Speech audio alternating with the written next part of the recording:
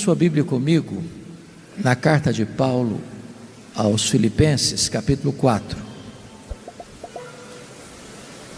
Carta de Paulo aos Filipenses, capítulo 4.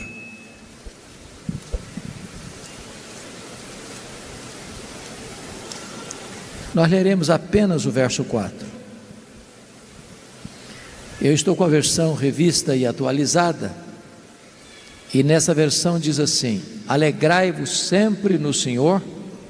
Outra vez digo, alegrai-vos. A igreja pode repetir comigo? Alegrai-vos sempre no Senhor. Outra vez digo, alegrai-vos. Amém. Bom, eu quero começar pedindo licença a você para lhe fazer uma pergunta. Para lhe fazer uma pergunta pessoal. E eu já sei que você não gosta de perguntas pessoais. Aliás, nós não gostamos de perguntas pessoais, porque toda pergunta pessoal invade a nossa privacidade. Toda pergunta pessoal nos põe contra a parede.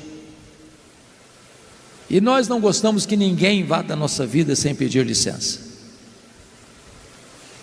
Mas vou lhe fazer essa pergunta como se nós estivéssemos numa conversa bem particular.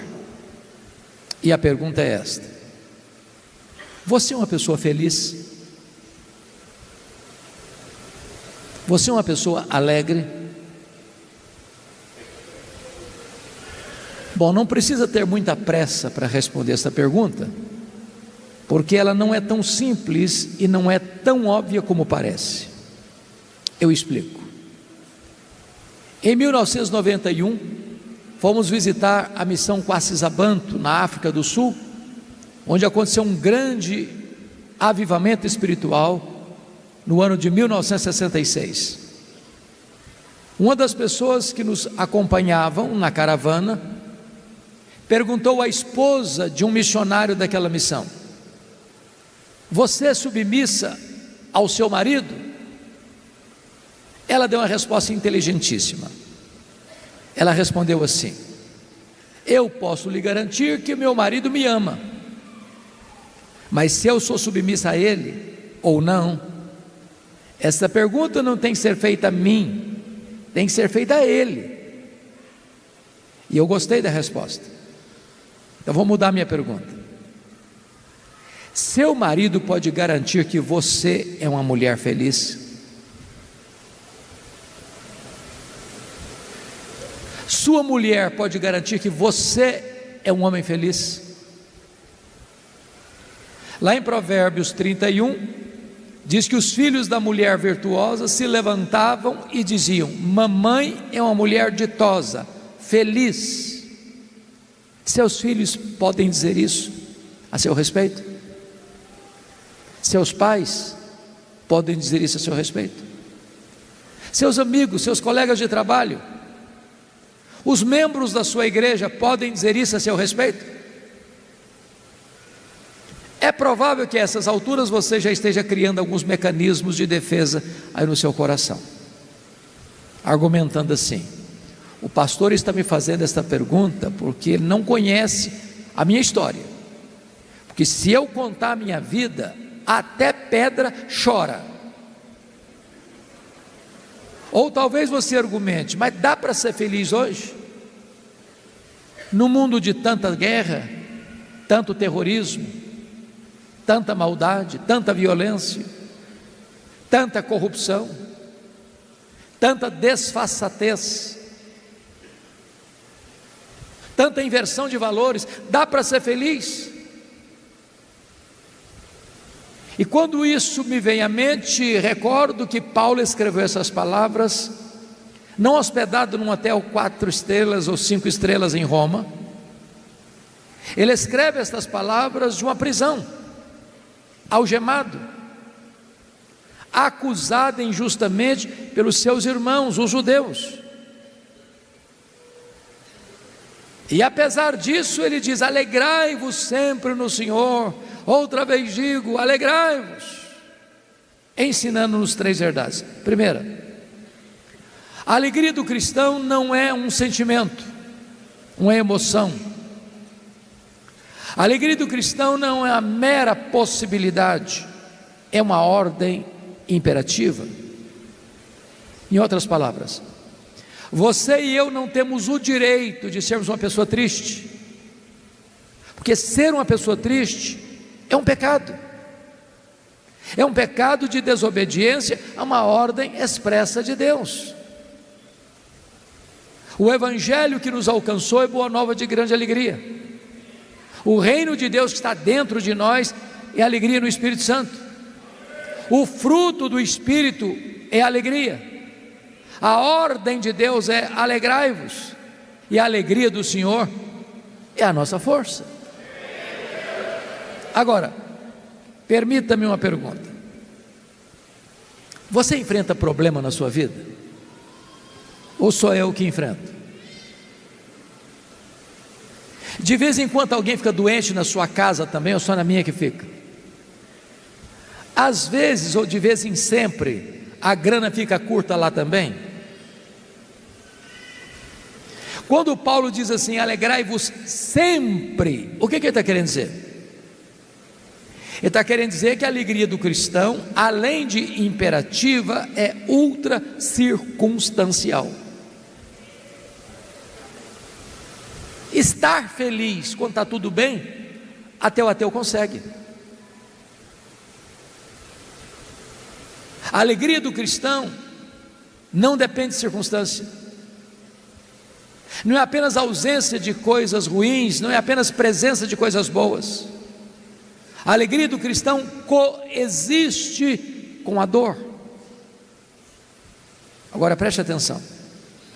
A pergunta que eu lhes fiz não é se você está feliz. Eu não fiz essa pergunta. Eu perguntei se você é feliz. Porque estar é uma situação temporária, conjuntural, circunstancial. Ser é aquilo que você é, independentemente das circunstâncias. Me permita ilustrar. Eu acho que muitos de vocês já ouviram falar no Dr. Horatio Spafford, um rico advogado da cidade de Chicago, Illinois, do século XIX. Esse advogado foi levado a Cristo por Dwight Lima Moody, e depois de convertido, ele tinha 5 filhos, 4 meninas e um menino. O menino era o caçula. A família sofre um grande baque com a morte do filho caçula. Se não bastasse isso, quando Moody pregava em Chicago certa feita, houve um terrível incêndio, milhares de prédios, milhares de casas destruídas, muitas pessoas morreram. O Dr. Horatio Spafford perde grande parte da sua fortuna naquele incêndio. Então ele resolve viajar com a esposa e as 4 filhas para a Inglaterra, onde Moody estava fazendo uma campanha de avivamento. Na véspera da viagem, ele era amigo pessoal de Moody, ele não consegue embarcar, não consegue, na verdade, nem sair de Chicago,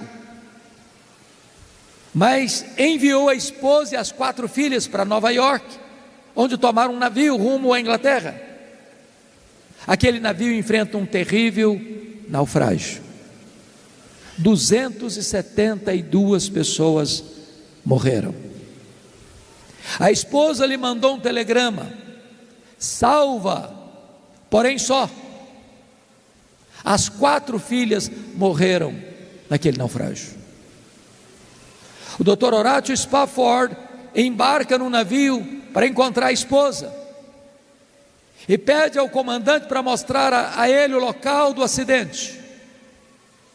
E enquanto o navio era surrado pelas ondas, o Deus que inspira canções nas noites escuras colocou no coração dele uma música, e ele a escreveu. Só escreveu esta em toda a sua vida, mas essa música é cantada por você e por mim ainda hoje. Milhões de pessoas cantam esta música e encontram nela consolo. Se paz a mais doce me deres gozar, se dor a mais forte sofrer. Ó, seja onde for, tu me fazes saber que feliz com Jesus sempre sou. Sou feliz com Jesus, meu Senhor. O estribilho na língua inglesa é It's well with my soul, it's well with my soul. Está tudo bem com a minha alma, está tudo bem com a minha alma. É claro que um pai que enfrenta a morte de 4 filhas não está feliz. Mas se ele tem Jesus, ele é feliz. Sabem por quê? Porque a nossa alegria, a nossa felicidade não é uma circunstância, não é um sentimento. A nossa alegria, a nossa felicidade é uma pessoa, é Jesus. Se você tem Jesus, você é uma pessoa feliz. Se você não o tem, você pode até ter momentos felizes, mas não é feliz, porque felicidade tem nome e endereço. É Jesus, é Jesus, é Jesus.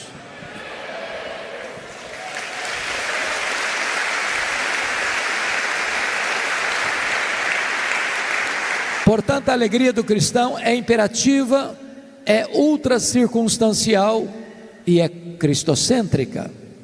Agora, você e eu não precisamos ser um grande entendedor da alma humana para concluirmos que há muitos crentes, salvos pela graça, que não estão desfrutando desta alegria, que o apóstolo Pedro chamou de indizível e cheia de glória. Basta você olhar para o semblante de alguns crentes, parece que tem uma aura de tristeza. Basta você olhar e conversar com alguns crentes, parece que transborda tristeza. A pergunta é: quem está roubando a alegria dos crentes? Quais são esses ladrões que estão saqueando a cidadela da alma humana e levando embora a alegria? A carta de Paulo aos Filipenses é a carta da alegria. Porém, em cada capítulo desta carta, Paulo menciona um ladrão diferente da alegria. Com a Bíblia aberta em Filipenses comigo, vamos identificar esses ladrões.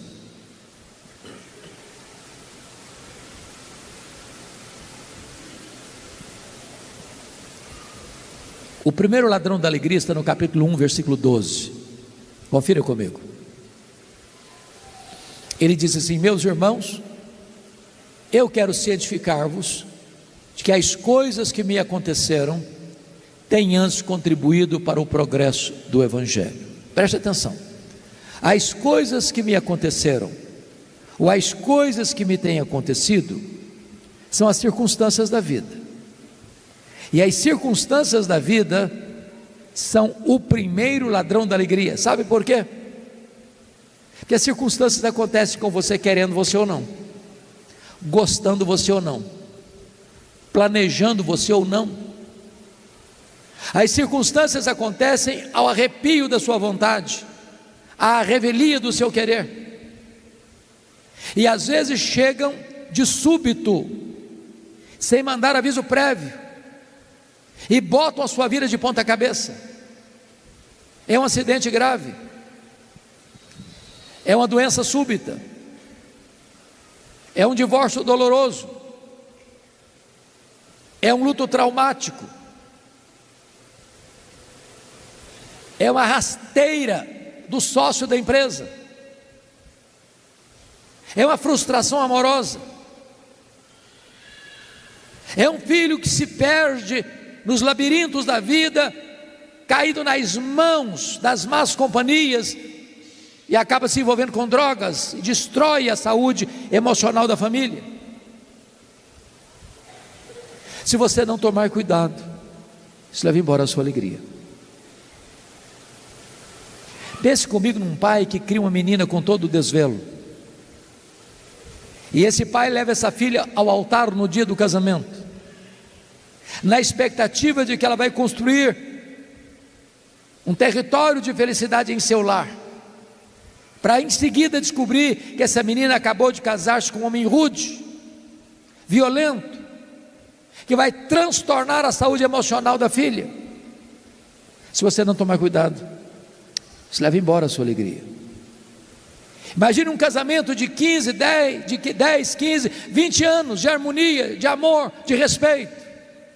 De repente um caso, um fato, uma tempestade, uma separação amarga. Se você não tomar cuidado, isso leva embora a sua alegria. Circunstâncias.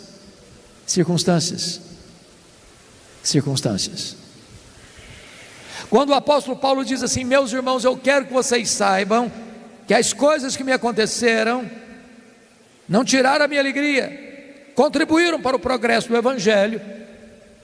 Eu preciso perguntar para Paulo: do que você está falando, Paulo? Que circunstâncias são essas que aconteceram com você? E ele poderia resumir assim: eu fui perseguido em Damasco, eu fui rejeitado em Jerusalém, eu fui esquecido em Tarso, eu fui apedrejado em Listra, eu fui escorraçado em Tessalônica, eu fui preso em Filipos, eu fui enxotado de Bereia, eu fui chamado de tagarela em Atenas, eu fui chamado de impostor em Corinto, eu enfrentei feras em Éfeso, eu fui preso em Jerusalém, eu fui acusado em Cesareia, eu enfrentei um naufrágio para Roma, eu fui picado por uma cobra em Malta, eu cheguei em Roma preso e algemado. Mas eu quero que vocês saibam que as coisas que me aconteceram têm antes contribuído para o progresso do Evangelho. Esse homem não crê em acaso, esse homem não crê em sorte, esse homem não crê em azar, esse homem não crê em determinismo cego, esse homem não crê em misticismo, esse homem não crê em olho gordo, esse homem não crê em macumba para crente. Esse homem sabe que a mão de Deus dirige o seu destino. Ele testemunha no capítulo 1 de Filipenses que, em virtude da sua prisão em Roma, 3 coisas aconteceram. Primeiro, as igrejas foram mais encorajadas a pregar quando viram Paulo preso, trabalhando mais do que eles. Porque quando Paulo estava preso, o que ele entendia é que só tinha mudado o campo missionário. Ele era embaixador em cadeias, ele era prisioneiro de Cristo. Porque Paulo estava preso, em segundo lugar, toda a guarda pretoriana tomou conhecimento das suas cadeias em Cristo. O que era a guarda pretoriana? Era a guarda de elite do imperador romano. Eram 16 mil soldados da mais alta patente do império. Se Paulo estivesse solto, ele jamais teria alcançado a elite militar de Roma.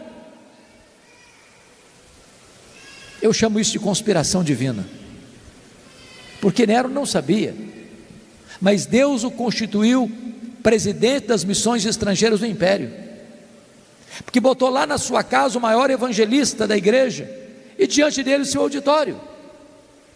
Ele ficou preso 2 anos, ele era cidadão romano e prisioneiro de César, 3 turnos por dia, durante 2 anos, tinha que ter um soldado algemado com ele, em rodízio.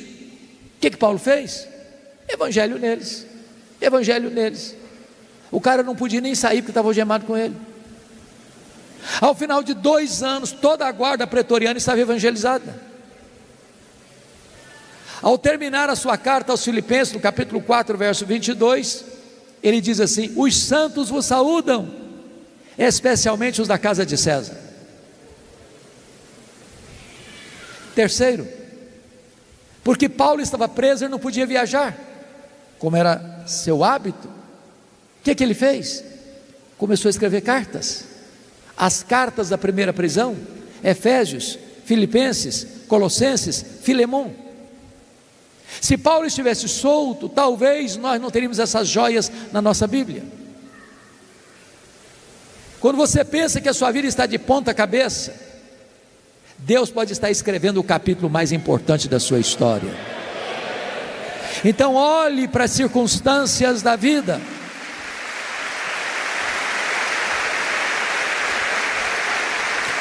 Olhe para as circunstâncias da vida sob a ótica da soberania de Deus, para que você possa afirmar: sabemos que todas as coisas cooperam para o bem daqueles que amam a Deus.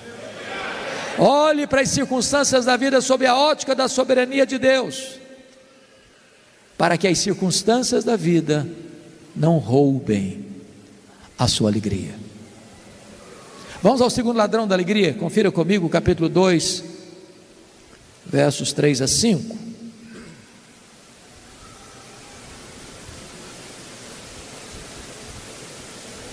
Nada façais por partidarismo ou vanglória, mas por humildade, considerando cada um outro superior a si mesmo. Não tem visto o que é propriamente seu, senão também cada qual que é dos outros. Tende em vós o mesmo sentimento que houve também em Cristo Jesus. O segundo ladrão da alegria são as pessoas. E eu preciso admitir que nós sofremos mais por causa de gente do que por causa de coisas. As pessoas nos fazem sofrer mais do que as circunstâncias. Sabem por quê? Porque as pessoas nos decepcionam, e nós decepcionamos as pessoas. Nós não somos uma pessoa perfeita, nós não viemos de uma família perfeita, nós não nos casamos com uma pessoa perfeita, nós não temos filhos perfeitos, nós não frequentamos uma igreja perfeita. Logo, mais hoje ou mais amanhã, nós vamos ter motivos de queixas uns contra os outros. Daí seria impossível você ter saúde emocional sem o exercício do perdão. Não tem cristianismo sem perdão. Perdão não é uma opção, é uma obrigação. Quem não perdoa, disse Jesus, não pode orar. Quem não perdoa não pode ofertar. Quem não perdoa não pode ser perdoado. Quem não perdoa é entregue aos flageladores da alma, aos verdugos da consciência. Quem não perdoa adoece e não tem paz. Agora, perdão é uma questão de bom senso. De bom senso. Porque guardar mágoa é autofagia. Guardar mágoa é a mesma coisa que beber um copo de veneno pensando que o outro é quem vai morrer. Quando você guarda mágoa de alguém, esse alguém bota um cabresto em você, controla você, domina sua mente. Quando você guarda mágoa de alguém, esse alguém vai estar presente com você 24 horas por dia.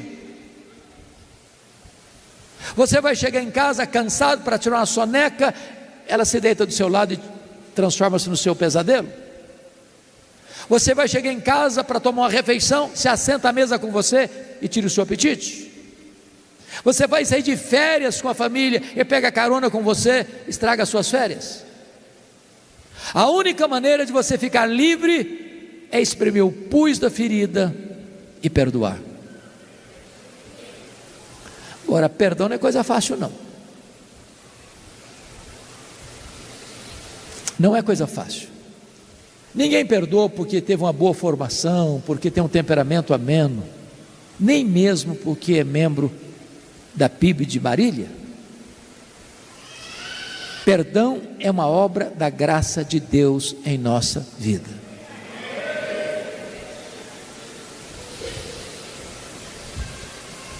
Talvez de tantas dores que eu já senti na vida, e já senti tantas, a mais aguda, pastor Domingos, ocorreu no dia 2 de agosto de 1982, quando eu começava o meu pastorado em Bragança Paulista. Eu sou filho caçula, meu irmão acima de mim tinha acabado de fazer 27 anos no dia 1º de agosto. No dia 2 de agosto ele foi assassinado. com 11 golpes de faca, todos mortais, pelo primo primeiro da sua mulher. Quando eu recebi o telefonema, a dor foi tão avassaladora que eu perdi a voz, fiquei atordoado. Mas me lembro que a primeira palavra que Deus pôs na minha boca, quando voltaram as minhas forças, foi esta palavra: eu perdoo o assassino. Eu não tinha outra opção, ou perdoava ou adoecia, ou perdoava ou minha vida tornar-se-ia um inferno,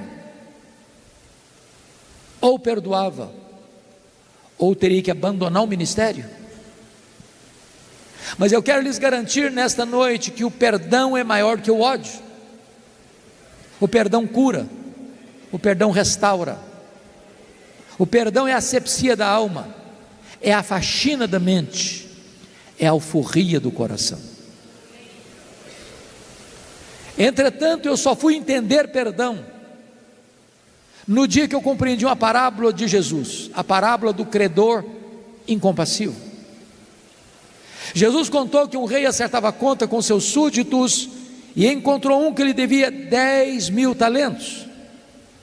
Não tendo com que pagar, o rei mandou vender seus filhos, sua família. O homem pediu misericórdia e o rei perdoou a ele a dívida de 10.000 talentos. Lá na frente ele encontra um conservo que lhe deve 100 denários. Também não tendo com que lhe pagar, pediu clemência. Ele disse: não, eu vou botar você na cadeia se você não me pagar. O rei ficou sabendo disso, ficou muito irado, mandou chamar aquele servo e disse: servo malvado, eu lhe perdoei a dívida de 10.000 talentos, você não perdoou a dívida de 100 denários, agora você vai ser entregue aos flageladores até que pagues o último centavo. E Jesus termina assim: assim vosso Pai Celeste vos fará, se do íntimo não perdoardes uns aos outros. A parábola terminou e eu não entendi quase nada. Sabe por que eu não entendi quase nada? Eu não sei quanto vale 10.000 talentos. Eu também não sei quanto vale 100 denários. Não é a minha moeda.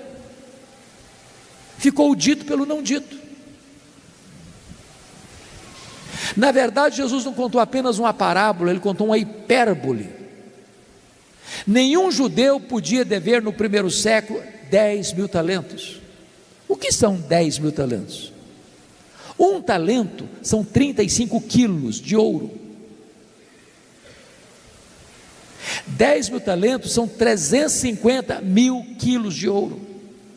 Para vocês terem uma ideia, nos anos áureos de Israel, no apogeu da riqueza, no governo de Salomão, entrava nos cofres da nação, durante um ano todo, 666 talentos.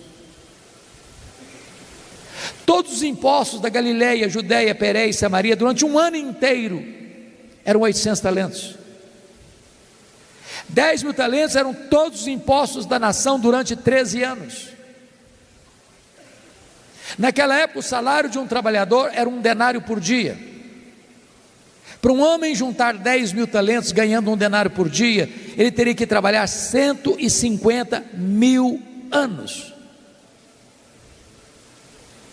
10.000 talentos são 600.000 vezes mais do que 100 denários. Quem acabara de receber um perdão de 150.000 anos, não está liberando um perdão de 3 meses e 10 dias. Sabe o que Jesus está nos ensinando com isso? Você nunca pode dizer para uma pessoa: eu não perdoo você, eu fui muito humilhado, eu fui muito machucado, eu fui muito ferido, eu levei muito prejuízo. Sabe o que a Bíblia nos ensina? É que nós devemos perdoar assim como Deus em Cristo nos perdoou. E a Bíblia diz que Deus perdoa os nossos pecados e deles não mais se lembra. Bom, talvez você diga: é aí que eu me encrenco, porque perdoar até que eu perdoo, mas esquecer eu não consigo. Então lhe pergunto, você não consegue mesmo esquecer? Não? Se você não consegue esquecer, então eu tenho uma boa notícia para lhe dar. Isso significa que você não tem amnésia. Porque quando a Bíblia diz que Deus perdoa e esquece, a Bíblia não está dizendo que Deus tem amnésia. Deus não tem perda de memória. Deus é onisciente. Então o que a Bíblia quer dizer que Deus perdoa e esquece? A Bíblia quer dizer que Deus nunca mais joga no seu rosto um pecado que já perdoou você. Deus nunca mais cobra de você uma dívida que já perdoou você. Perdão é lembrar sem sentir dor. Voltemos ao texto. A igreja de Filipos era uma igreja incrível, maravilhosa. A única igreja que se juntou com Paulo para dar e receber. Essa igreja ajudou Paulo 2 vezes quando ele estava plantando a igreja de Tessalônica.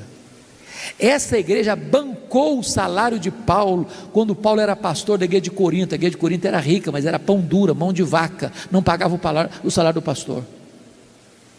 Essa igreja ajudou Paulo quando ele estava preso em Roma. Portas para fora, aquela igreja era uma bênção. Portas para dentro, o pau quebrava. Pasmem vocês, vou falar baixo que tem mulheres no auditório. Até as mulheres da igreja estavam brigando. Capítulo 4, verso 2, Paulo diz assim: rogo a Evódia, rogo a Sintique, pensem concordemente no Senhor. 2 líderes da igreja, brigadas, batendo cabeça. Se Evódia sentava do lado de cá, a Sintique sentava do outro lado. Os estudiosos dizem que quando as mulheres da igreja começam a brigar, é porque a coisa está feia mesmo. Tinha gente na igreja de Filipos que até trabalhava na igreja, mas desde que ele aparecesse, vanglória. Tinha gente que até se dispunha a fazer alguma coisa, mas desde que o grupinho dele aparecesse, partidarismo. Tinha gente na igreja de Filipos que era narcisista, só pensava nele mesmo. E eu acho, pastor Domingos, que tinha gente dizendo para Paulo assim: ô Paulo, você que não está aqui agora, Paulo, tem gente nessa igreja aqui que dá azia em copo de bicarbonato, não dá não. Aí Paulo diz assim: então tende em vós o mesmo sentimento que houve também em Cristo Jesus. Porque ele, sendo Deus, não julgou como usurpação ser igual a Deus. Antes a si mesmo se esvaziou, assumindo a forma de servo, humilhando-se até a morte e morte de cruz. E quando ele estava lá na cruz, ele olhou para as pessoas que cuspiram o rosto dele, esbordoaram a cabeça dele e disse: Pai, perdoa-lhes, porque não sabem o que fazem. Eu quero encorajar você nesta noite a fazer uma ligação, um telefonema, mandar um e-mail, passar um WhatsApp, fazer uma visita, e ter coragem e humildade de pedir perdão e perdoar. Se você não fizer isso, as pessoas vão levar embora a sua alegria. Vamos ao terceiro ladrão da alegria. Confira comigo capítulo 3, verso 19.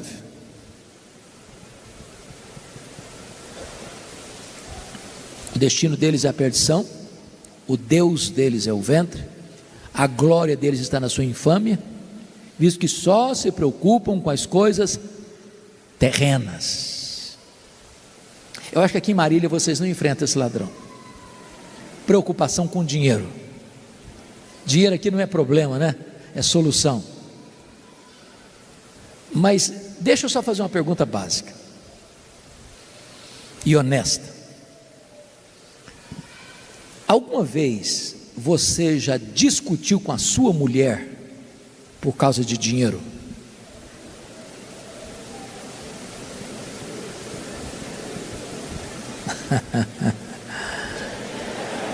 O negócio é sério. Alguma vez você, mulher, já discutiu com seu marido por causa de dinheiro? Se você falar para mim que nunca, eu vou duvidar da sua honestidade. As pessoas discutem por causa de dinheiro, discutem porque tem muito dinheiro, discutem porque tem pouco dinheiro, discutem porque não tem dinheiro nenhum, mas sempre discutem. O dinheiro é o maior pomo de discussão da família contemporânea. Aliás, dinheiro é mais do que uma moeda, é uma entidade. A única entidade que Jesus chamou de Senhor não foi César, não foi nem o diabo, foi dinheiro. Ninguém pode servir a Deus e às riquezas. Ninguém pode servir a dois senhores. Por amor ao dinheiro, tem gente que casa, tem gente que descasa. Por amor ao dinheiro, tem gente que mata, tem gente que morre. Por amor ao dinheiro, tem gente que corrompe, tem gente que é corrompida. Por amor ao dinheiro, tem gente que vende a alma para o diabo, para ficar rica. Tem gente que acorda de madrugada, vai dormir tarde, come penosamente o pão que granjeia, porque só se preocupa com as coisas terrenas. Tem gente que não tem tempo para Deus, não tem tempo para o cônjuge, não tem tempo para os filhos, não tem tempo para a família, não tem tempo para a igreja, porque só se preocupa com as coisas terrenas. O dinheiro é o maior ídolo desta geração. No altar de Mamon, milhões, bilhões de pessoas se prostram. Dr. Toncini, no seu livro lá do Culto da Globalização, diz que nós vivemos hoje a realidade de uma economia global. É verdade. Dá uma explosão lá na bolsa de Nova York, na bolsa de Singapura, você sente o abalo no seu bolso aqui e agora. Economia global. Haja vista a crise imobiliária dos Estados Unidos em 2008, que no efeito cascata atingiu o mundo.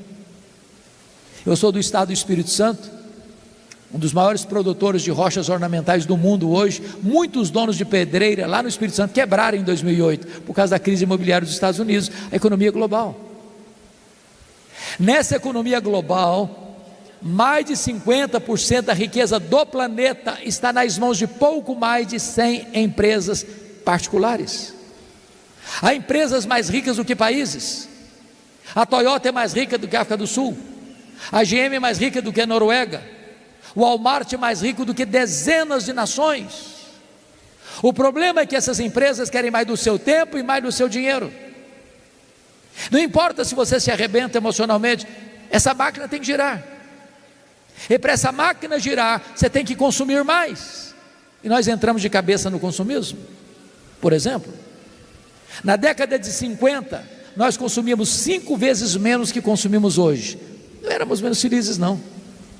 Na década de 70, 70% das famílias dependiam apenas de uma renda para se manter. Hoje, mais de 70% das famílias dependem de 2 rendas para manter o mesmo padrão.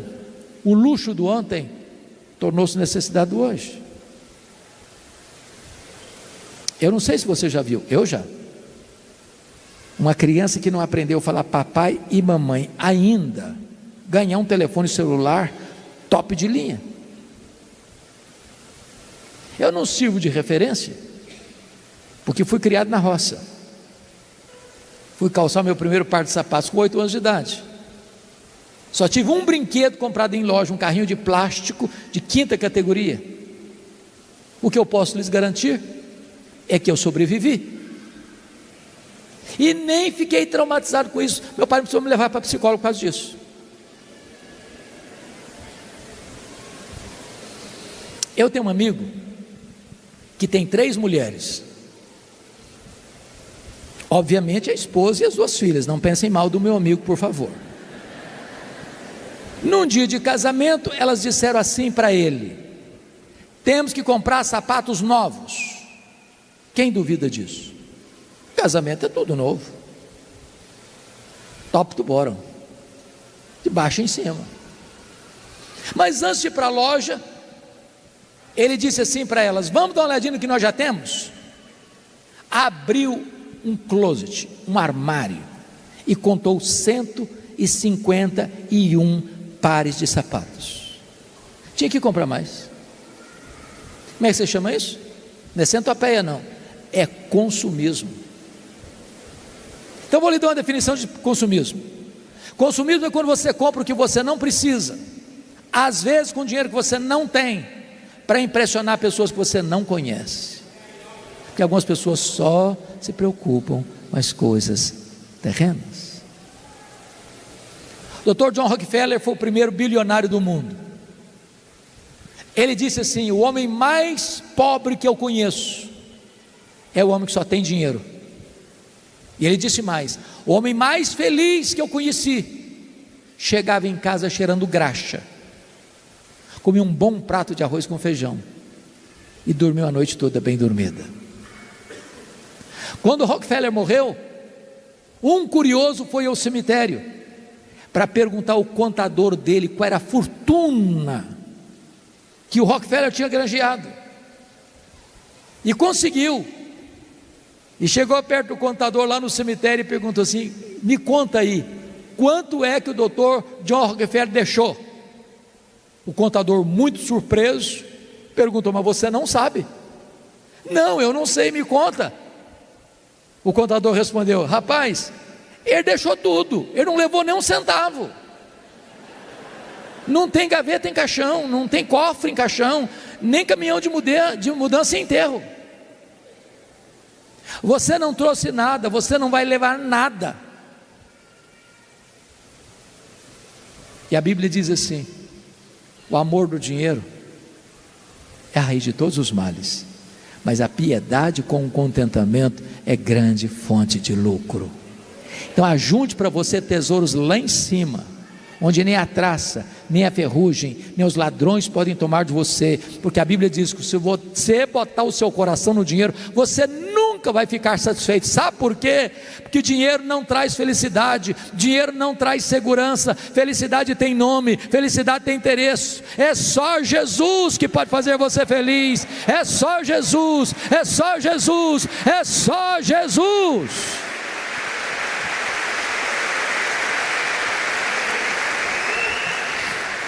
Vamos ao quarto ladrão da alegria, capítulo 4, versos 6 e 7.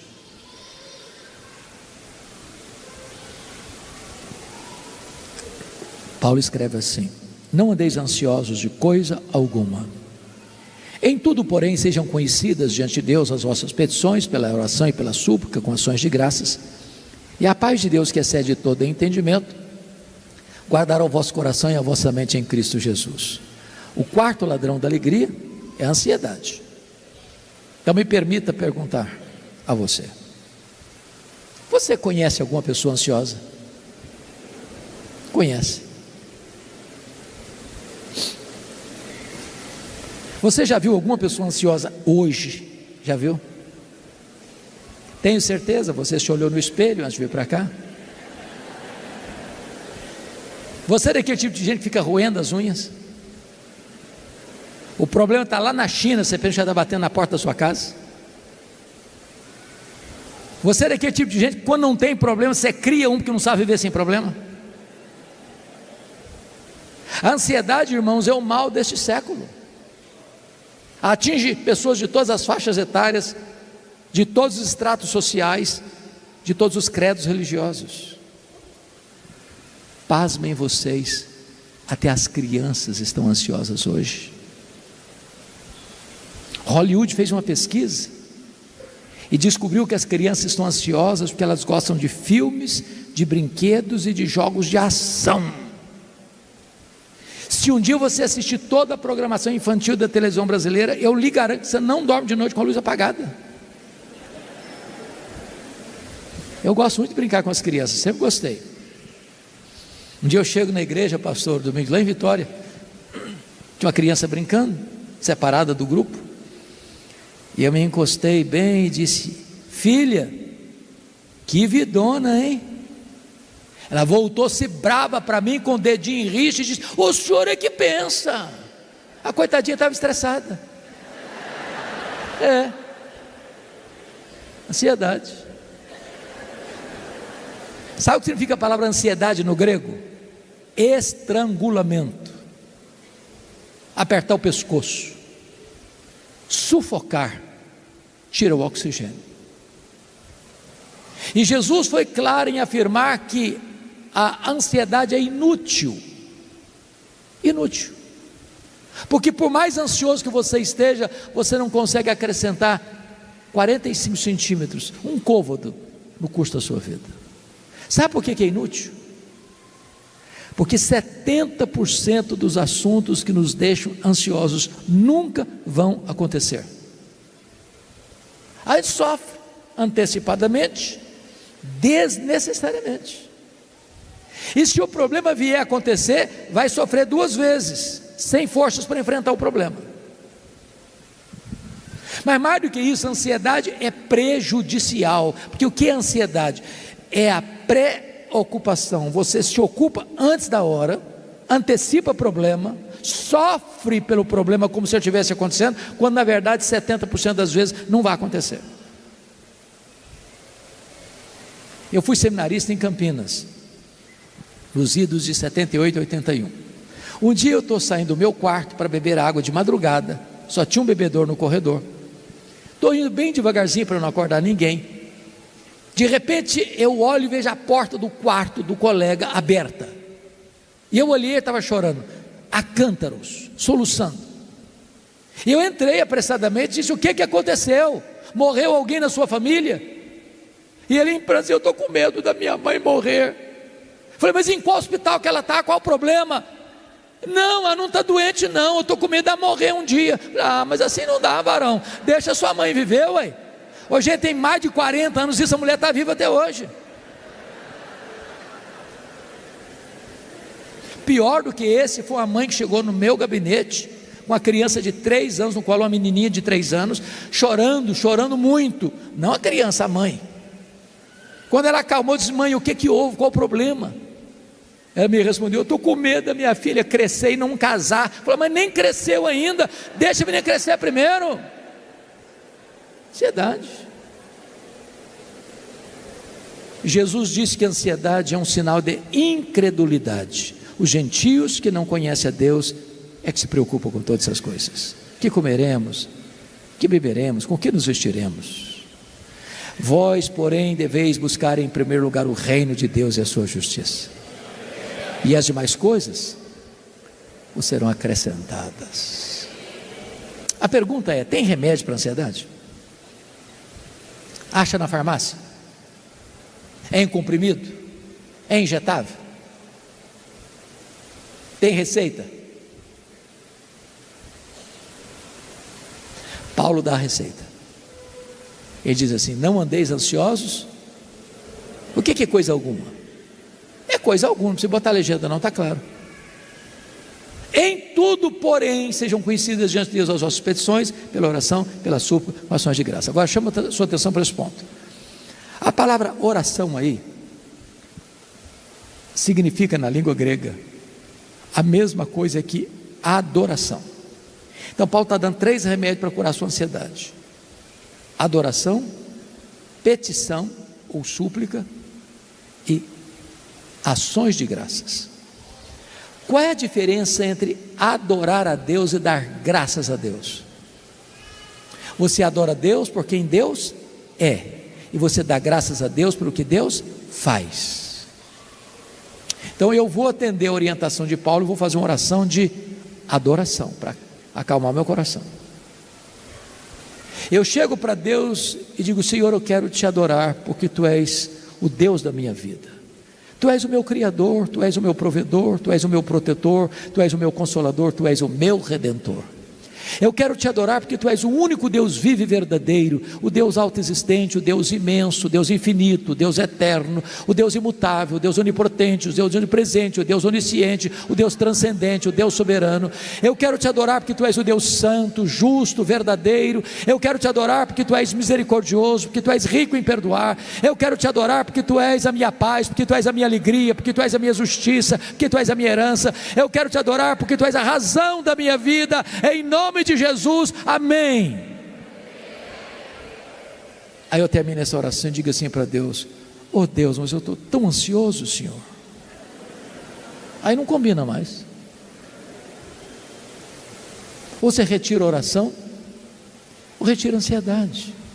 A grande pergunta nesta noite é: quem é o seu Deus? Quão grande é o seu Deus? Quão poderoso é o seu Deus? Quão forte é o seu Deus?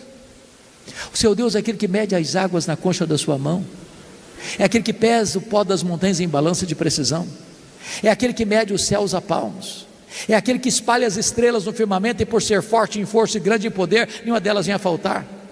É aquele que olha para as nações da terra e considera todas elas como um pingo que cai de um balde, como um pó numa balança de precisão, como um vácuo, como nada, como menos do que nada. Este é o seu Deus, o Todo-Poderoso Deus.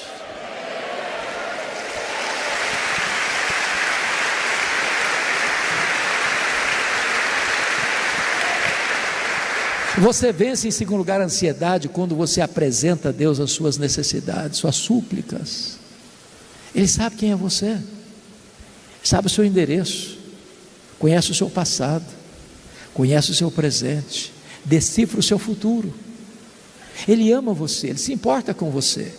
Você é precioso para Ele, você é filho dEle, você é ovelha dEle, você é propriedade exclusiva dEle, você é a menina dos olhos de Deus, você é a delícia de Deus. Não carregue essa mochila pesada da ansiedade, põe essa mochila pesada aos pés do Senhor Jesus, porque Ele tem cuidado de você. Ponha diante dEle a sua dor, ponha diante dEle a sua angústia, deposite aos pés dEle o seu problema, porque Ele é seu Pai, Ele cuida de você, Ele ama você, Ele se importa com você, Ele está com você em todo e qualquer lugar, em toda e qualquer circunstância. Mas você vence a ansiedade quando você começa a dar graças a Deus por aquilo que já tem feito na sua vida. Talvez você entrou aqui hoje, está passando uma grande luta espiritual, você até questiona: mas eu vou dar graças por quê e para quê? Vamos fazer um checklist. Uma pandemia varreu o Brasil, centenas de pessoas morreram, e você está aqui nessa noite. Eu pergunto a você: quanto vale você ter pernas para andar, braços para trabalhar? Quanto vale o seu cérebro estar funcionando e você não está vegetando numa máquina? Quanto vale você estar enxergando aqui hoje? Quanto vale você estar ouvindo aqui hoje? Quanto vale o seu coração estar bombeando sangue e vida para o seu corpo? Quanto vale você ter 2 pulmões que jogam ar para dentro de você e você não está numa máquina de respiração mecânica? Quanto vale você ter 2 rins e não estar numa máquina de hemodiálise? Quanto vale você ter uma casa para morar? Quanto vale você ter uma cama para dormir? Quanto vale você ter uma mesa com pão com fartura? Quanto vale você ter um lar para onde você voltar depois de um dia de trabalho? Quanto vale você ter a igreja de Deus? Quanto vale você ter seu nome escrito no livro da vida? Quanto vale você ter Jesus como seu Salvador? Então pare de reclamar, pare de murmurar, comece a dar graças a Deus, e não haverá mais espaço para ansiedade no seu coração.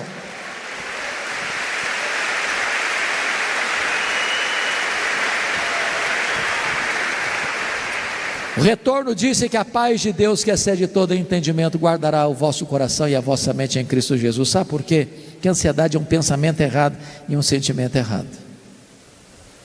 A paz é uma sentinela divina. Guardará aí é montar guarda, montar sentinela.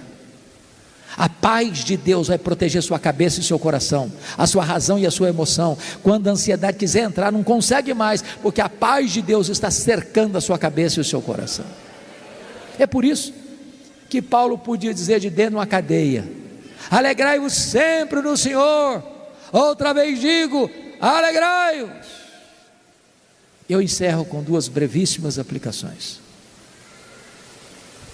Certa feita, pastor Domingos, eu fui convidado para ouvir um pregador muito conhecido, muito renomado, e eu fui cheio de expectativa. Quando eu chego lá, esse homem fez a seguinte declaração: o projeto de Deus na sua vida